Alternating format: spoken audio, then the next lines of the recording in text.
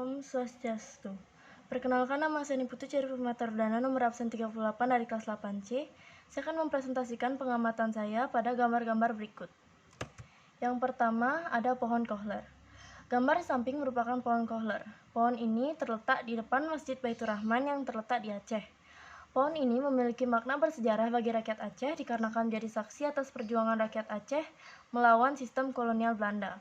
Disinilah Jenderal Kohler tewas tertembak tepat di jantungnya pada saat pertempuran di depan Masjid Baitur Rahman. Pohon ini kemudian dinamakan pohon Kohler atau Kohlerboom oleh pihak Belanda sebagai saksi serta memiliki nilai sejarah yang tinggi dan mendalam bagi rakyat Aceh. Yang kedua ada Gedung Stovia. Gambar di sebelah ini adalah Gedung Stovia yang kini dikenal dengan Museum Kebangkitan Nasional Indonesia. Gedung ini menjadi saksi sejarah kebangkitan nasional yang melahirkan organisasi-organisasi muda pelajar.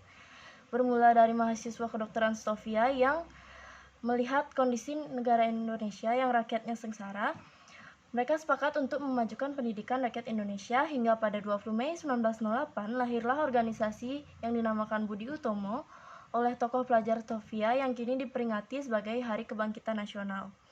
Yang ketiga ada Pasar Klewer. Gambar di samping ini adalah potret Pasar Klewer yang berada di Solo atau Surakarta, Jawa Tengah. Pada masa penjajahan, pasar tersebut sudah sangat ramai oleh pedagang Indonesia, Arab, dan Tiongkok. Pasar ini menjadi saksi sekaligus akibat dari berdirinya organisasi Serikat Dagang Islam pada tahun 1911 oleh Kiai Haji Samanhudi dan R.M. Tirto Adisuryo dengan tujuan untuk melindungi kepentingan pedagang pribumi dari ancaman pedagang Tiongkok yang sudah lebih berpengalaman dan memiliki sumber daya manusia yang lebih tinggi daripada pedagang pribumi. Setelah kongresnya yang pertama di Surabaya pada tanggal 30 September 1912, SDI berubah menjadi Sarekat Islam agar terbuka ke bidang-bidang lainnya dan lebih berfokus ke bidang politik. Yang keempat, yakni tokoh di samping adalah Muhammad Hatta, yang lebih dikenal dengan Mohatta atau Bung Hatta. Beliau dikenal sebagai wakil presiden pertama di Indonesia.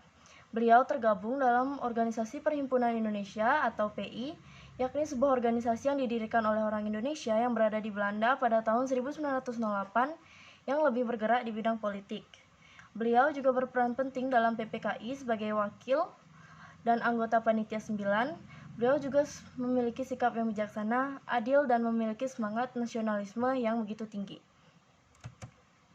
Yang kelima, gambar di samping merupakan potongan koran yang menyorot artikel Romusha atau kerja paksa pada masa penjajahan Jepang. Kekejaman ini terjadi dari tahun 1942 hingga 1945 dan menjatuhkan banyak korban serta wabah kelaparan di mana-mana. Awalnya Jepang disambut baik karena mengiming-imingkan kemerdekaan bagi Indonesia. Namun itu hanya taktik untuk menguasai sumber daya yang ada di Indonesia. Maka Jepang menggunakan sistem Romusha untuk membuat jalan raya, akses transportasi untuk memonopoli sumber daya alam di Indonesia. Sekian presentasi saya tutup dengan Paramasanti. Om Santi Santi Santi Om.